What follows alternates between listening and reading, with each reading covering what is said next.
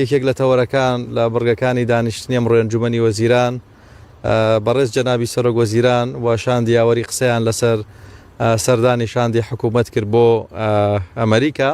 ئێوە ئاگادارن کە بە داوەتنامەی فەرمی بەڕێز وەزیری دەرەوەی ئەمریکا جەنابیان سەردانی واشنتۆنی کرد. کۆمەڵێک کۆبوونەوەی باش و بەرهەمدار لە واشنتۆن ئەنجام دراون، لەوێ لەگەڵ کۆنگرێس، لەگەڵ سینات، وەزارەتی بەرگری، وەزارەتی دەرەوە، بەرپرسانی کۆشکی سپی کۆبوونەوە ئەنجام دراون. پاڵپشتی و هاوکاری و هاوپەیمانی ئەمریکا بۆ هەرێمی کوردستان دووپات کراوەتەوە. حکوومەتی ئەمریکا لەگەڵ کوردستانێکی بەهێزدایە و بەردەوام بێت لە پاڵپشتیکردنی هەرێمی کوردستان و هەرێمی کوردستان سوپاسی پاڵپشتی بەردەوام و هاوپەیمانی و دۆستایەتی مێژووی بەردەوامی حکوومەتی ئەمریکا ئاکات کە لە هەموو کات و ساتەکاندا لەگەڵ خەڵکی هەرێمی کوردستان هەمیشە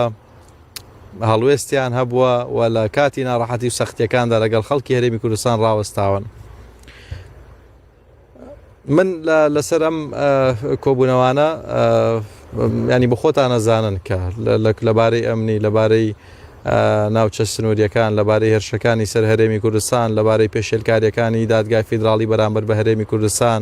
لەسەر مەسەلەی بودجە، موچە، هەمووانە قسە کراوە و لەم بابەتانەدا هەرێمی کوردستان جەخت لە یەک بابەتەکاتەوە، لە یەک پرسەکاتەوە، ئەویشەوەی کە دەستور پێشێل نەکرێت و بەپێی دەستور مامەڵە لەگەڵ خەڵکی هەرێمی کوردستان بکرێت. بابەتێکی دیکە کە ئەمڕۆ قسەی لەسەر کرا بەڕێز وەزیری دارایی هەندێک کشتی خستە ڕوو لەبارەیەوە. جەنابی سەرۆک وەزیرانیش لەم بارەیەوە قسەی خۆی هەبوو. ئەویش بابەتی موچە و بودجەی فەرمانبەرانی هەرێمی کوردستانە. ئێوە ئاگداری ئەم بابەتەن کە بۆتە حکایەتێکی زۆر درێژ لە نێوان ئێمە و حکوومەتی فیدراڵ، هەر جاری و بە داواکاری تازەوە، هەر جاری و بە لیژنەی تازەوە، بە وەفدی تازەوە، بە ینی هەمیشە لە کاتی جێبەجێکردنی خاڵێک داوان خاڵێکی دیکەیان هەیە بۆ ئێمە. بەڵام ئەوەی کە ئێمە ئێستا هەستیمان پێی کردووە و دەمێکیشە بە خۆمان نەیزانین و ئاماژەمان پێ کردو دیسان دووبارەیەکەینەوە نیەتێکی پاک لەگەڵ خەڵکی هەرێمی کوردستان و نیەتێکی باش نییە و هەر کەسێکیش نیەتێکی باشی لەگەڵ خەڵکی هەرێمی کوردستان هەبێت دژایەتی ئەکرێت و ڕوبەڕوویەوەستنەوە. خەڵکی هەرێمی کوردستان نە دیلە نە بە دیل گیراوەتەوە مانگێک 600 بنێری، مانگێک 500 بنێری، مانگێک 400 بنێری بە ئارەزوو میزاجی خۆت یاری بە هەست و سۆزی خەڵکی هەرێمی کوردستان بکەیت و ئەوانەی کە بەم شێوەیە بەرامبەر بە هەرێمی کوردستان وەساونەتەوە بێت زۆر باش بزانن هیچ کامێکیان لەو دەسەڵاتانە بەهێزتر نین و قوتیان لە ژێردەست نییە کە بە تۆپ و تیارە ڕوبەڕووی خەڵکی هەرێمی کوردستان بوونەتەوە. ئێمە لە هیچ دۆخێکە نە دەستبەرداری مافە دەستوریەکانمانە بین، نە دەستبەرداری حەق و مافی خەڵکی هەرێمی کوردستانە بین، نە دەستبەرداری خوێنی شەهید و ئەو هەموو قوربانی و ناڕەحەتی کە بۆ هەرێمەی دراوە. ئێستا چەند کەسێکی شۆڤێنی و عەقڵیەت شۆڤێنی بیانەوە دۆک و پارێزگا مامەڵە بکەن یان بچووکتر لە پارێزگا مامەڵە لەگەڵ هەرێمی کوردستان بکەن و داردەست و خەڵکی خۆفرۆشیش هەبێت لە هەرێمی کوردستانە کە پاڵپشتی ڕاکانیان بکات و ڕێیان نیشان بدات، لە پاڵ هەموو ئەمانەدا خەڵکێکی شۆڕژگێڕ و خەڵکێکی کورتپارێز و نەتەوە پارێزیش هەیە کە بەرامبەرم هەڵوێستانە هەمووی ئەوەستێتەوە و غەدر و زوڵم لەم میلەتە قبوڵ ناکات. چونکە میلەتی ئێمە ئەوە نییە کە خێر و سەدەقەی پێ بکرێت، هەر مانگێک بەپێی میزاجی کەسێک بە جۆرێک مامەڵەی لەگەڵ بکرێت، لیستەکە عەرەبیە، لیستەکە کوردیە، لیستەکە نازانم ئەمەی زیادە ئەوەی کەمە، تا بگاتە ئەو ڕادەی موچەی کە سوکاری شەهیدانیش لەم مانگەدانە نێردرێت. بۆیە ئەو بڕەپارەی کە بڕیاری لەسەر دراوە دەیانەوێت ئێمە بیدەینە موچە بە نەقسی نردویانە زیاتر لە 300 ملیار نەقسی هەیە بۆ موچەی فەرمانبەرانی هەرێمی کوردستان. بەڕێز جەنابی سەرۆک وەزیران مەسرور بارزانی لەگەڵ سەرۆک وەزیرانی عێراق لە پەیوەندیدایە کە ئەبێت تەواوی موچەی فەرمانبەرانی هەرێمی کوردستان بنێرن و ئەمەی کە نردویانە بەم شێوەیە کەم و کورتیە و کەم و کورتێکی زۆریشە، نەقسێکی زۆر گەورەی هەیە و لەگەڵ هیچ یاسایەکی عێراقدا یەک ناگرێتەوە ئەم بابەتە. بۆیە ئەوەی کە تاوەکو ئێستا بڕیاری لێدراوە بەڕێز جەنابی سەرۆک وەزیران هەوڵەدات کە بە پەیوەندیەکانی لەگەڵ بەڕێز سەرۆک وەزیرانی عێراقی فیدراڵ ئەم بابەتە چارەسەر بکات و تەواوی موچەی فەرمانبەرانی هەرێمی کوردستان بنێردرێت و ئەو کەم و کورتی هەیە کە هەیە لە موچەکەدا بێ پڕ بکرێتەوە. بە سیدی هەموو ئەو داتا و زانیاریانەی کە داوا کراوە لەسەر ئێمە پێویست بۆ نردومانە بۆیان هەموو وردەکاریەک. مەسەلەی هەژماری من تەوتینەوەی کە ئەوان باسیەکەن و هەژماری من حەزەکەم لەسەر هەژماری من بەڕاستی بەوردی قسەتان بۆ بکەم. ئێمە هەتاوەکو ئێستا نزیکەی 240,000 فەرمانبەر بەرەوسەرەوە لەم هەڵمەتەی حکوومەتدا لەم پرۆژەی حکوومەتدا بەشدار بوون، بەشێکیان تقریبا نیوەیان کارتیان وەرگرتوێتەوە، نیوەکەی دیکە کاریان بۆکەین. پلانی حکوومەتی هەرێمی کوردستانەوەی تاوەکو کۆتایی ئەم ساڵ سەرجەم فەرمانبەرانی هەرێمی کوردستان کارتی خۆیان هەبێت و ژمارە و بانکانەی کە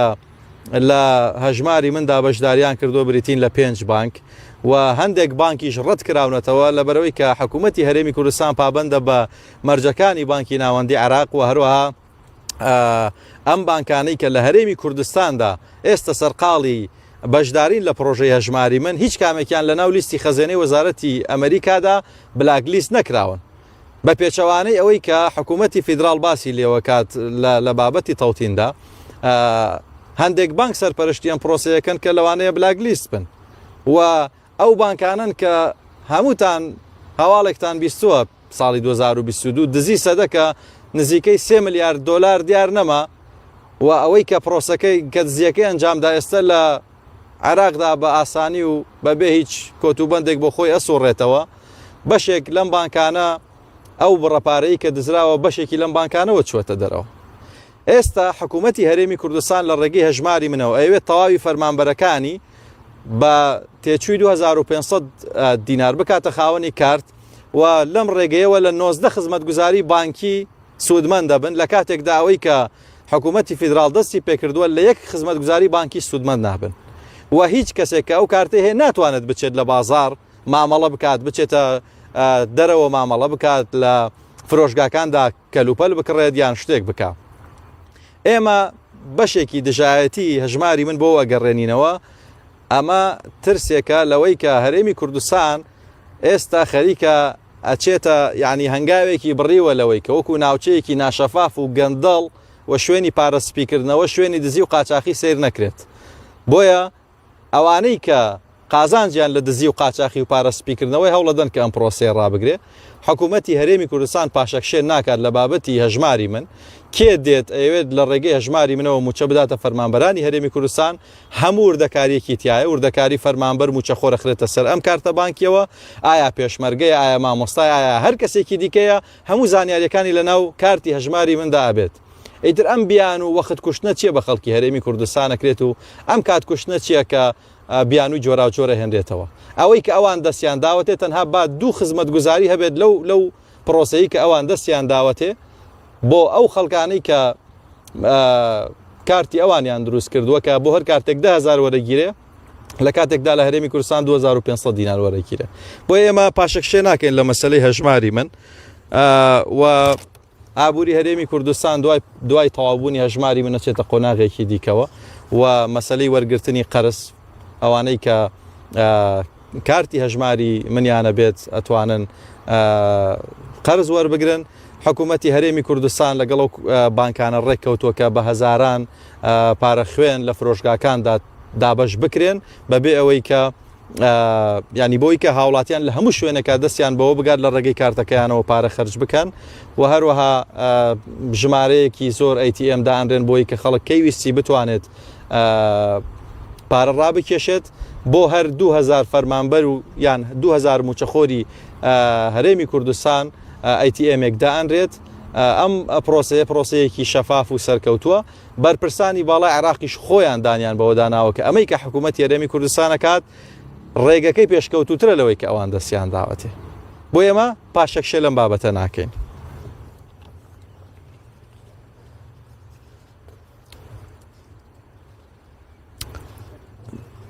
حەزەکەم پرسیارەکان بۆ خۆتان جێبێڵم دواییش لەسەر دادگای فیدراڵی ئەگەر دەرفەت هەبوو ئەتوانم من هەندێک بەرچاوڕوونی تام بدەمێ. فەرموو کاک فارس. بەڵێ هاکار فارسم لە کەناڵی سپێدەکە پێشاو پرسیارەکەی منەوەیە ئێستا لە دوایەوەی کە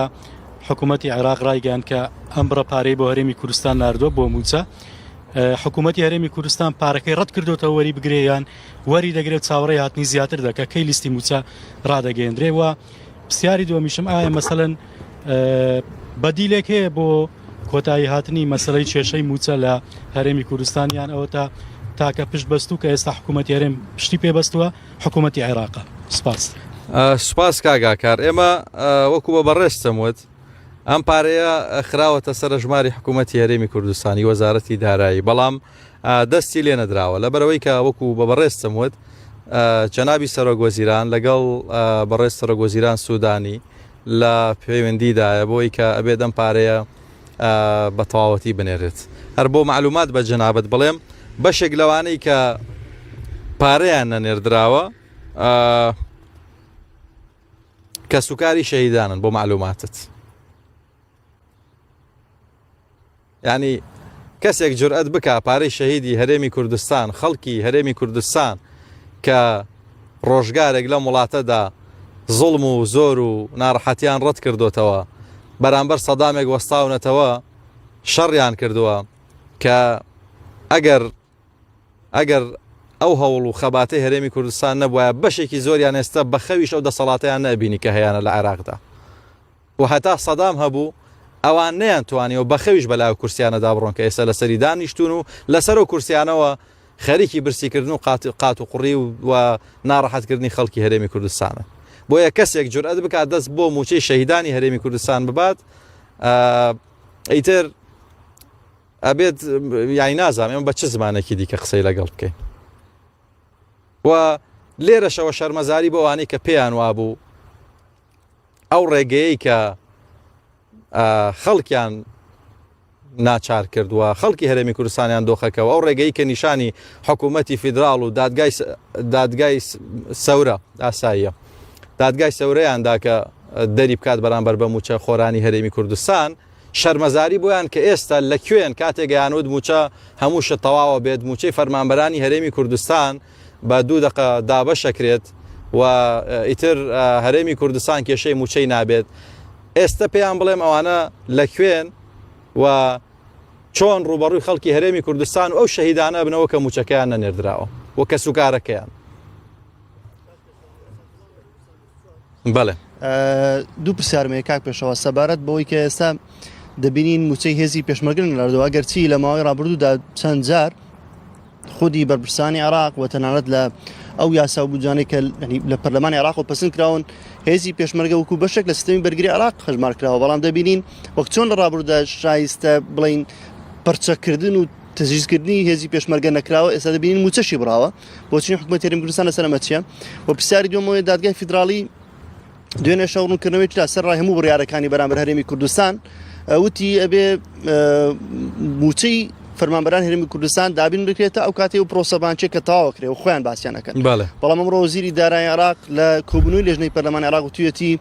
کە ئەوان بۆ مانجی هاتدار هیچ موچەیەک نارن واتە ئێستا ناکۆچی لەنێوان هەردوو لاشەیە هەم وەزارەتی دارایی عێراق هەم دادگای فیدراڵی بۆچنی ئێوە چی غەدر بەرامبەر بە هێزی پێشمەرگە بابەتێکی تازە نییە لەبەرەوەی کە هێزی پێشمەرگە لە چەک بێبەش کراوە لە پێداویستی سەربازی بێبەش کراوە و لە موچە بێبەش کراوە و بەشێکی زۆری موچە هێزی پێشمەرگەی کوردستان بەشێکی باشکە یارمەتی دەرەوە بۆ حکوومەتی هەرێمی کوردستان لە ئەستۆی لە ئەستۆی هاوپەیمانان بووە لە کاتێکدا هێزی نایاسایی و هێزی دەرچوو لە یاسا بە پیکاب و بە گوش پارە ئەبەنە دەرەوە بەبێ حسابکردن پارەیان بۆ خەرجەکرێت لە بودجێ گشتی خەڵکی عێراق دەرەنجامەکەشی ئەو دۆخە سەخت و ناڕەحەتیەیە کە بینی لە شارەکانی خواروی عێراق هێشتا کێشەی نەبوونی قوتابخانە هەیە چکە پارەکەیان ئەدرێتە ئەو هێزانەی کە بە پیکاب و بە سیارەی جۆراوجۆر و بە مێکزەمینی لە بەردەم بانکەکاندا پارە گوازنەوە بەبێەوەی بژمێردرێت بۆیە غەدر لە هێزی پێشمەرگەی کوردستان بابەتێکی تازە نییە و ئەگەر بگەڕێنەوە نە لە ڕووی سەربازی نە چەکەوە نە تەقەمەنیەوە نەپارەوە تاوەکو ئێستا هێزی پێشمەرگەی کوردستان ئەوەی کە ماف حەقی خۆیەتی و وەکو هێزێکی دەستوری لە چوارچێوەی هێزە فەرمیەکانی عێراقدا بۆی نەکراوە پێی نەدراوە لە کاتێکدا هێزی پێشمەرگەی کوردستان هەم لە شەڕی داعش هەم لە ڕابردوو و بەشێکە لە مێژوێک کە بە هیچ کەسێک ناسڕ درێتەوە و هەرێمی کوردستان بە هێزی پێشمەرگەی کوردستانەوە هەرێمی کوردستانە. بەنسبەت دادگای فیدراڵی من هەر ئەمەوێ هەندێک تەوزیحت بۆ بدەم. طبعا لە ماوەی 2 ساڵی ڕابردوو دادگای فیدراڵی زیاتر لە 8 بڕیاری دژ بە هەرێمی کوردستان دەرکردون و دادگای فیدراڵی بە هەموو هێزی سەرقاڵی ئەوەیە کە هەرێمی کوردستان نەک هەرێمی کوردستان ئێستا لە عێراقیشدا دادگای فیدراڵی سەرۆک وەزیرانە، دادگای فیدراڵی سەرۆک کۆمارە، دادگای فیدراڵی پەرلەمانە یاسا دەرەکات تەشریعەکە بە دڵی خۆی چۆن بێوێت ئاوای دوورێت و چۆنیان پێخۆشە. دادگایەکی نایاسایی ئێستا بۆتە سەروەری هەموو یاسا و هەموو قانون و هەموو دامەزراوە فەرمیەکانی عێراق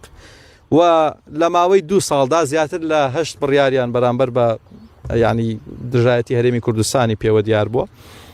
لە مەسەلەی کورسی کۆتاکانە کە ئەم بابەتە بە یاسای هەموارکراوی ژمارەیەکی ساڵی 1992 هەڵبژاردننی پەرلەمانی کوردستان دانراوە. دادگای فیدراڵی بۆی نییە یاسایەک هەڵوەشێنێتەوە کە لە پەرلەمانی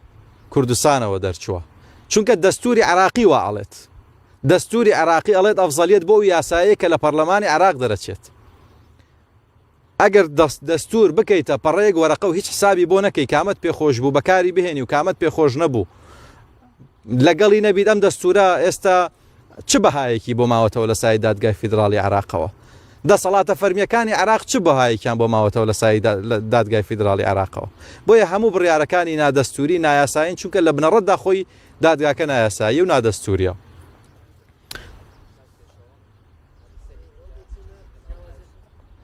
هادی سەلیمیم لە کەناڵ 8 و پرسیارم هەیە. بەڵێ کاک هادی. باس لە پێویستی موچەی موچەخۆران لە هەرێمی کوردستان کراوە، پێشتر باس لەوە کراوە کە 913 میلیارد دینار بووە، ئێستا باس لەوە کراوە بە نووسراوێکی فەرمی وەزارەتی دارایی ئەڵێ پێویستمان بە 949 میلیارد دینارە، 36 میلیارد دینارە و جیاوازیە لە چیایە؟ پرسیاری دووەمیشمەوەیە کە لە ماوەی ڕابردوو بەڕێز سەرۆک وەزیران کە سەردانی ئەمریکای کرد هیچ هەوڵێک هەیە یاخود هیچ هەواڵێک لەسەر ئەوە هەیە کە بەرپرسانی باڵای ئەمریکا سەردانی هەرێمی کوردستان بکەن، چونکە لە ماوەکانی ڕابردوو 2 ساڵی ڕابردوو کەمتر بەرپرسانی باڵای ئەمریکا یاخود ئەوروپا سەردانی هەرێمی کوردستانیان کردووە. ئەمە ئەگەڕێتەوە بۆ پەیوەندی هەرێمی کوردستان لەگەڵ دەرەوەی وڵات یاخود استراتژی وڵاتان لە بەرابەر هەرێمی کوردستانە. زۆر سپاس. سپاس کاک هادی. بەنسبەت پرسیاری یەکەمتەوە پێشتر کاتێک کە ئێمە بڕیم و چەمانەوەت ئەو بڕەپارەی کە هاوپەیمانان ئەیدەنە هێزی پێشمەرگەی کوردستان لەگەڵیان نەبوو،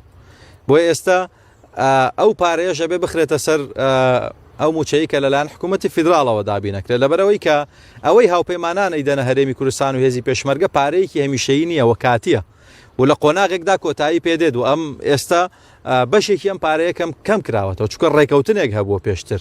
یعنی ئەوە نییە بڵێ سزایەک بێت یان نیگەرانیەک بێت یان شتێک بێ، ڕێکەوتنێک هەبووە لە نێوان هەردوولا بۆ ماوەیەکی کاتی ئەم پارەیە ئەدرێتە هێزی پێشمەرگەی کوردستان وەکو پاڵپشتی هەروەکو چۆن مەشقکردن و پێدانی چەک و ینی هەمووی پێکەوە یەک پاکێج بووە. بۆیە ئەو پارەیەشی کە پێشتر هاوپەیمانانەیدا ئێستا لەسەر ئەو بڕای بێت کە ئەبێ بدرێتە موچەی فەرمانبەرانی هەرێمی کوردستان. بەنسبەت پرسیاری دووەمتەوە لەبارەی سەردانی جەنابی سەرۆک وەزیران بۆ ئەمریکا، بەڕێزیان پێشوازیەکی لێکراکە تەنانەت ئەوانەشی کە ناحەزن بەرامبەر بە هەرێمی کوردستان بینیتان کە کاردانەوەیان چی بوو لە میدیاکانەوە و هەندێکیان باسی کۆکردنەوەی واژۆیانە کرد و هەندێکیانیان و دەبێت بوترێت بۆچی بۆ ئەم کۆبوونەوانە بۆچی کراون، لەبەرەوەی کە ئەوان هێزی هەرێمی کوردستان ناناسن و هەرێمی کوردستان هەتاوەکو ئێستا وەکو بە ئێوەی بەڕێزم وت ینی هەرچی کردووە ئەوێت کە بە ئاشتی بەبێ کێشە و نیەتی ئەوەیە کە ئێمە هەمومان وەکو هاوڵاتیەکی ڕێز لێگیراوی هەمومان پلەیەک لە ناو عێراقدا بژین بەبێ کێشە و بەبێ ئاژاوە بەبێ ئاشوب. ئەم چوونە پێشەوانەی هەرێمی کوردستان بەو مانای نییە کە هەرێمی کوردستان لاوازە، هەرێمی کوردستان نەلاوازە و نەتەسلیمە بێت بەو ئیرادەیە کە ئەوێت ئەم هەرێمە بچووک بکاتەوە و مافە دەستوریەکانی لێ زەوت بکات و فیدراڵیەت لە عێراقدا لاواز بکات و پەکی بخات و مامەڵەی پارێزگا لەگەڵ هەرێمی کوردستاندا بکات. ئەمە خەونە و ئێمە هیچ کاتێک دەستبەرداری نابین، بای ئەوەندەش باە ئەوەندەش دۆست و خەڵکی باشەیە کە پاڵپشتی هەرێمی کوردستانەکات و لەگەڵ خەڵکی هەرێمی کوردستانە و خەڵکی هەرێمی کوردستان بەجێ ناهێڵێت. زوومی هەولێر پرسیارێکمێ لەسەر بابەتی ئەوەی کە زووم بە دوواداچوونی کرۆ لە ڕێگەی وەزارەتی دارایی حکوومەتی عێراق و لیژنەی دارایی لە ئەنجومەنی نوێنەران لەسەر بابەتی لیستی موچەی هێزانامنیەکان بە تایبەت هێزەکانی ببوورە لەسەر بابەتی لیستی موچەی هێزانامنیەکان بە تایبەت هێزەکانی حەزی شعبی وەزارەتی ناوخۆ وەزارەتی بەرگری ئەوان دەڵێن تەنها دامەزراوە هەواڵگریەکان هەژماری بانکیان بۆ نەکرا و بۆشیان ناکرێت ئەگەر ئەمە لەسەر هەرێمی کوردستان جێبەجێ بکرێت تەنها ئاژانسی پاراستن و زانیاری کارتی بانکیان بۆ ناکرێت. حکوومەتی هەرێمی کوردستان چۆن نەتوانێت ئەگەر لیستی موچەی وەزارەتی پێشمەرگە و هێزانامنیەکان بە تایبەت ئەنجومەنی ئاسایش نەنێرێ چۆن نەتوانێت بە چ میکانیزمێک موچەکانی ئەوان دابەشەکات. هەموو هێزانەی کە بەڕێزت باسییانەکەی لە چوارچێوەی هەژماری منە تەواجودیان هەیە ئەگەر نیەتێکی خراپ و نیەتێکی پیس نییە لە پشتیەوە بۆچی داوای وردەکاریە کرێت کە تۆ سوور ئەزانی لەناو پرۆژەی هەژماری مندا هەموو وردەکارێکە خڕێتە ڕوو و ئەو هێزانی کە بەڕێزت باست کردن بێبەری نین لە پرۆژەی هەژماری منی حکوومەتی هەرێمی کوردستان یەک فەرمانبەر بمێنێ لە هەرێمی کوردستان چ حکومی بێت یان غێر حکومی ئەوەی کە موچەخۆر بێ دەتوانێت بەشداری بکات و ئەبێ بچێتە سەرم سیستەمە کە چوە سەرم سیستەمەش هەموو وردەکاری و زانیاریەک هەیە لەسەر هەژمارەکەی ئیتر هیچ پێویست ناکە بیانووی جۆراجۆر بگیرێت و ئەوان کەی توانیان هێزێکی خۆیان نەک هەموو هێزی حەشدی شعبی یەک هێز یەکێک لە گروپەکان بتوانن بیخەنە ڕوو بۆ خەڵک موچەیان چەندە بودجەیان چەندە ئەو پارەی کە ماگانە ئیبەن چەندە ئەمانە بەس بە داتایەک بخەنە ڕوو بۆ خەڵگە و کاتە بێن لەگەڵ هەرێمی کوردستانیش باسی هەندێک وردەکاری بکەن و لە کاتێکدا هەرێمی کوردستان هیچ شک و گومانێکی لە خۆی نییە و ئەم پرۆسە بانکی کە دەستی داوەتێ لوتکەی شەفافیت و باوەڕبوونە بە شەفافیت لەلایەن سەرۆک وەزیرانی هەرێمی کوردستانەوە. زۆر سپاس. کاک پێشەوە من شۆمانم لە NRT سەبارەت بەوەی کە هیوادارم برادران پرسیاری کورتکەنەوە چکە کاتەکە درەنگە دووەمینیشم ئەوەیە کە حکوومەتی هەرێم چەندێک لە داهاتی ناوخۆی لە بەردەستدا بۆی موچەی پێدابشکات جەنابەت بێت کورتێنان هەیە لە دابشکردنی موچە دەکرێت بە داهاتی ناوخۆ دەست بە دابشکردنی موچە بکرێت لەگەڵی بەو پارەی هاتوۆتە سەر هەژماری هەرێم دەست بە دابشکردنی موچە بکرێت و لەگەڵ ئەوەشدا وادەیەکەی بۆ بڵاوکردنەوەی لیستی موشەی موچە خۆرانی هەرێم. کاک چۆمان سوپاز لە ڕابردوو کاتێکە پارە نێردرا بەقەت ئەمەش کە ئێستا نێردراوە هەر کەمێک لەمە باشتر بۆ وێ نێردرا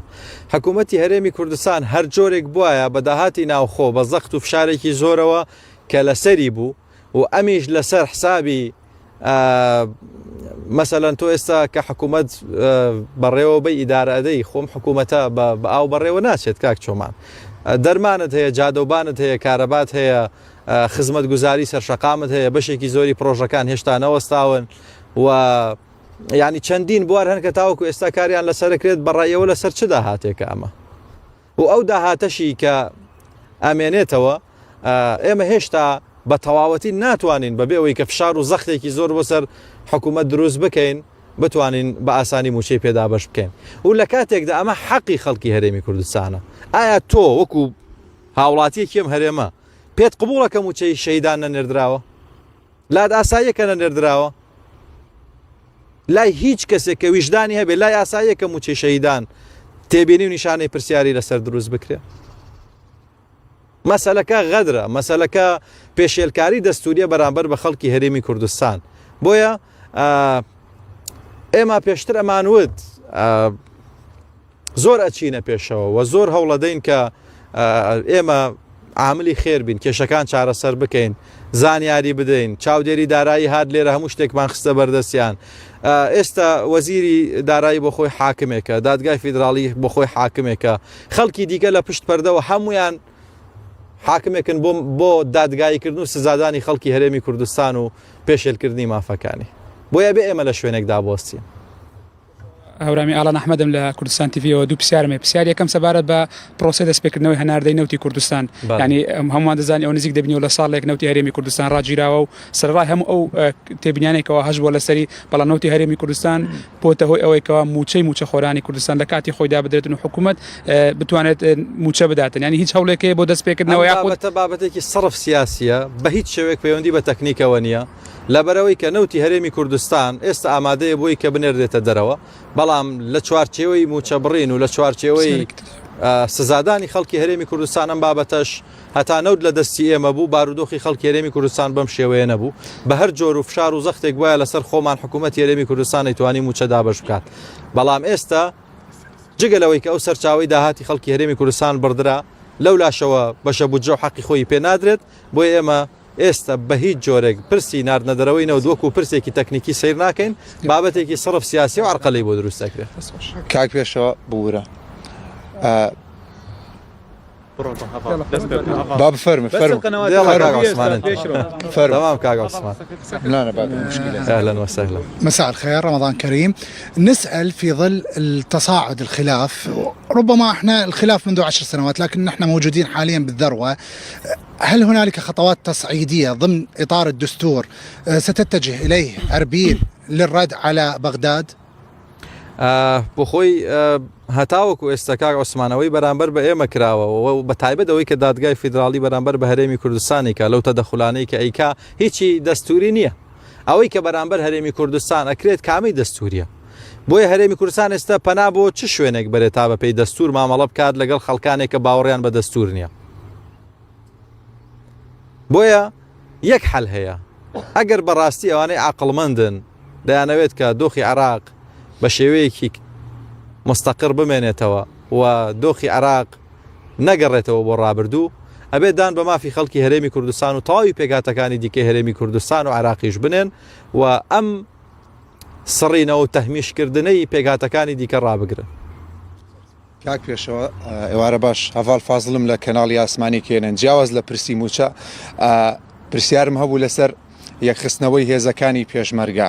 تا ئێستا حکوومەتی هەرێم چەنگاوێکی تازەی ناوە بۆ ئەوە بینیشمان لە ماوەکانی ڕابردوودا وەزیری پێشمەرگە ماوەیەک وازی بڵین دەستی لە کار کێشایەوە ئێستا لەسەر کارە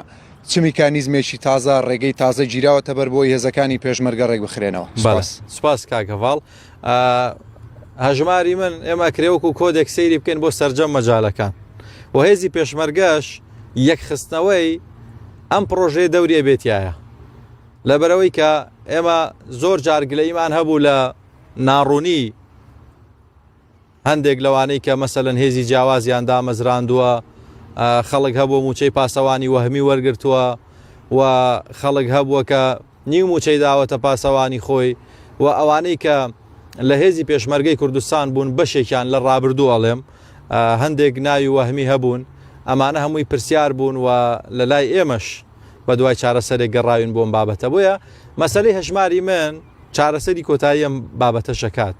ئێمە تاوکو کۆتایی ساڵەمانەوێت هەموو فەرمانبەرێک و موچەخۆرێک هەرێمی کوردستان ینی ئەم پرۆسەیە تەواو بوو بێت 100% بۆیە یەکخستنەوەی هێزەکانی پێشمەرگەش هەنگاوی باشی بڕیوە بەڕێز وەزیری پێشمەرگە لەگەڵ جەنابی سەرۆکوەزیران لە ئەمریکا بوو ئەوانیش بە پەرۆش بوون بۆی کە ئێمە بتوانین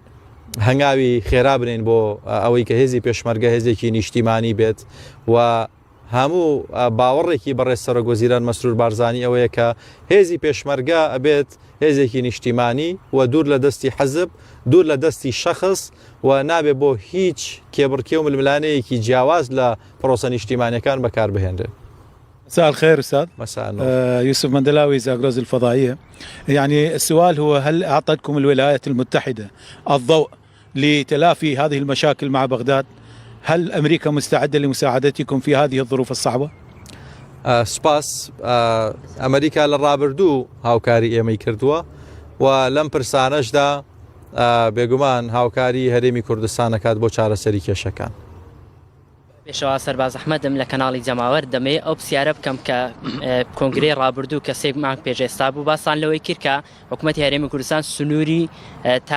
تا ڕادەیەک سنووری ئەو بابەتانە دەگرێت بەڵام ئارامی تاسەر نییە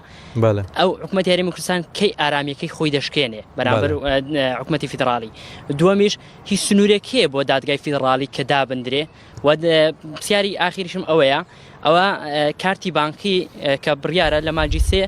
وا بڕیاریان داوە کە ئەگە کارتی بانکی نەبێ موچەکە نادرێ هیچ بژاردەیەک هەیە بۆ ئەوی حکوومەتی هەرێمی کوردستان بتوانێ موچەی مانجی سێ بە هەر میکانیزمێ دابینی بکە. سپاس بۆ پرسیارەکانت لە مەسەلەی دادگای فیدراڵی و کوتم دادگایەکی نادەستوری نایاساییە کە ئێستا توانم بڵێم خەریکە حکمی عێراقەکات حکمی یاسا و تەنفیز و یاسادانان و تەشریع و هەمووی خۆی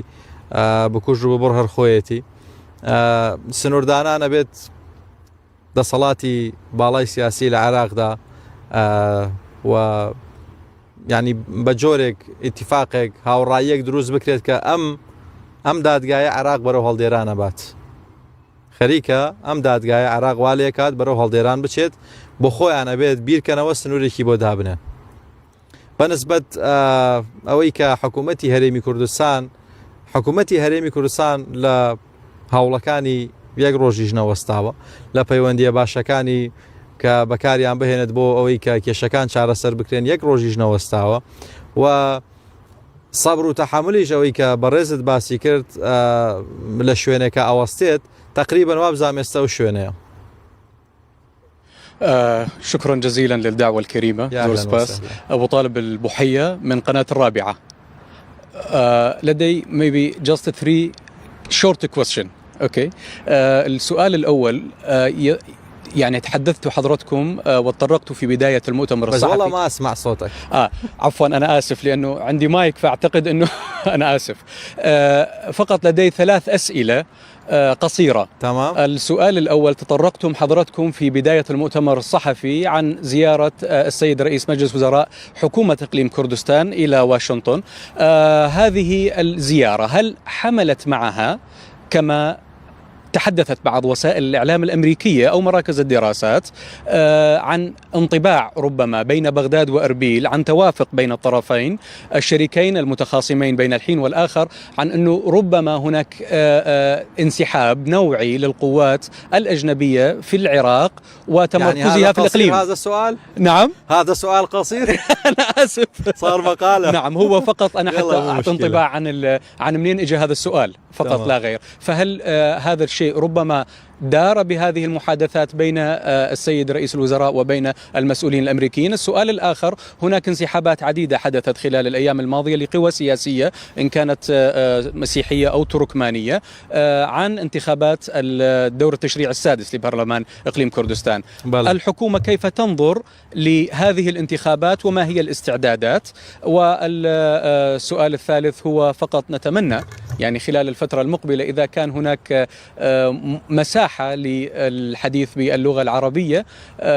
ليتسنى لنا الحصول على التصريحات المهمة من قبلكم أو من قبل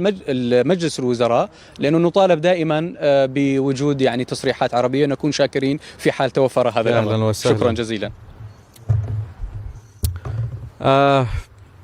بالنسبة بس برسياري سيهمت كرد بو يعني بس السؤال الثالث كان قصير. بالنسبة برسياري سيهمتوا إما دريغي ما نكردوا لقل إيوه ومن بشيكي زورتان لنزيكا وخوم أنا اسم وهولم داوكا بفويس بمسج بهر جوريك بيد ولامي برسيارة كانتان بدموا وإن شاء الله لداهاتو شاقر كمو كورتيك هبت هولدين باشتري بكين وبيامكاني حكومات اما زوربيان لقل كرديه كاين عربيش بوي كبقات دستي اوي بريزيش بابتي هالبجاردن ما قريته بو حزبكان اوي ك پەیوەستە بە حکوومەتی هەرێمی کوردستان ئەرکیش سەرشانی خۆی لەم بابەتەیە جێبەجێکات پێکهاتەکان ناچارنی نەگەر هەر هەڵوێستێکیان هەبێت لەم پرۆسەیەدا لەبەرەوەی کە غەدریان لێکراوە و بە بڕیارێکی نایاسایی و نادەستوری دادگای فیدراڵی خۆی کردە یاسادانەر کە ئیشی ئەو نێ یاسادانەر بێت ئیشی دادگانی یاسادانەر بێت پەرلەمان یاسادانێ یعنی ئێستا ئەو لەبری پەرلەمانی کوردستان هەستاوە ئەم بڕیارانەی داوە و بەپێی دەستور بۆی نییە ئەم کارە بکات و ئەم کورسیانەی کە دراوەتە پێگاتەکان لە پەرلەمانی کوردستانەوە لە ساڵی 1992 دەرچووە. ئێستا دادگای فیدراڵی هاتووە لەبری پەرلەمانی کوردستان وەکوتم لەبری پەرلەمانی عێراق لەبری سەرۆک کۆمار و سەرۆک وەزیر و دادگا لەبری وەزیری دارایی لەبری هەموو کەسێک قسەکە و بڕیارەدا و ئەمە باش نابێت بۆ عاقیبەتی عێراق. بەنسبەت ئەمریکاوە بێگومان لەگەڵ هەردوولا لەسەر هێڵ بوون و لەگەڵ حکوومەتی هەرێمی کوردستان و حکوومەتی فیدراڵ و لەگەڵ بەڕێز سوودانی حکوومەتی ئەمریکی پێی خۆشەکە کێشەکان چارەسەر بکرێن و لەم بارەیەشەوە بەڕێز سوودانی هەنگاوی ناوە و نیەتی هەیە بەڵام هەموو ئەوانەی کە من باسم کردن عقلیەتی شۆڤێنی و عقلیەتی دیکتاتۆری و گەڕانەوە بۆ مرکزیەت و لە ناوبردنی هەرێمی کوردستان هێشتا لە ناو عراقدا نەخەوتووە و بەهێز و قوتێکی زۆرەوە تەواجودی هەیە لە گۆڕۆپانی سیاسی عراقدا. سپاس. يا اهلا وسهلا. سلااو دەبێت ئیدریس محەممەد پێم وایە ئاخیر کەس سپاس لەبارەی ئەو لیستێکە لیستی هێزە ئەمنیەکان لە هەرێمی کوردستان کە نێنراوە تەنها کۆی موچەکەی نێراوە بەشێک لە ئەندامانی ئەنجومەی نوێنەرانی عێراق پەرلەمانتارە کوردەکانیش دەڵێن هۆکاری کەمناردنی بەشە موچەی هەرێمی کوردستان دەگەڕێتەوە بۆ ئەم هۆکارە کە تەنها کۆی موچەکانیان نادراوە. پەرلەمانتارە کوردەکان بوونەتەوە تەبێژی حکوومەتی عێراقیان لەگەڵ خەڵکی هەرێمی کوردستانە. ئەوە بەشێکیان ڕۆڵێکی ناشرین ناشەریف و خەبیس و دوور لە هەموو بنەماکانی کوردایەتی نیشتیمان پەروەری وڵات پەروەری ڕویان لە خۆفرۆشی و لە خاکفرۆشی کردووە بەشێکیان بوونەتەوە تەبێژی حکوومەتی عێراقی بۆیە ئەوە ڕەئی یعنی زۆر سەریح و واضحی منە لەسەر بەشێکی ئەوانەی کە لە ڕابردوو ڕێگە نیشاندەری دژمنەکانی هەرێمی کوردستان بوون و بەشێکی ئەوانەی کە لە ڕابردووە هاتن معلوماتیان لەسەر هێزی ئەمنیەدا لەسەر حکوومەتەدا لەسەر دام و دەستگاکانی حکوومەتەدا ڕێیان نیشانەدان ئەوانە جگە پێناسەی خۆفرۆش هیچ شتێکی دیکە نایانگرێتەوە. ئەگەر دەفەتە پرسیاری دووەم جوابدایەوە ئەوی دیکەش چاوت خۆش سپاس دەکەم لەبارەی ئەو تانەدانانەی ئێوە لە بڕیارەکانی هەم دادگای فیدراڵی هەمیش وەزارەتی دارایی عێراق و کۆی گشتی بەڵام ناکاتە ئەو پرسیارەی وەڵامی ئەو پرسیارەی کە ئێوە پابند دەبن بەو بڕیار و بڕیارانێکەوە دەردەکرێن یاخود بە تەواوەتی ڕەتی دەکەنەوە. من زۆر وازح قسەم کرد لەسەر دادگای فیدراڵی یعنی چیتر بڵێم بۆی کە پەیامەکەم بگا. سپاس بۆ هەمووتان و شەڵا خوا ڕۆژۆکانتان قبول بکا کەمێکی تر کە ڕۆژۆشکێن و زۆر سپاس.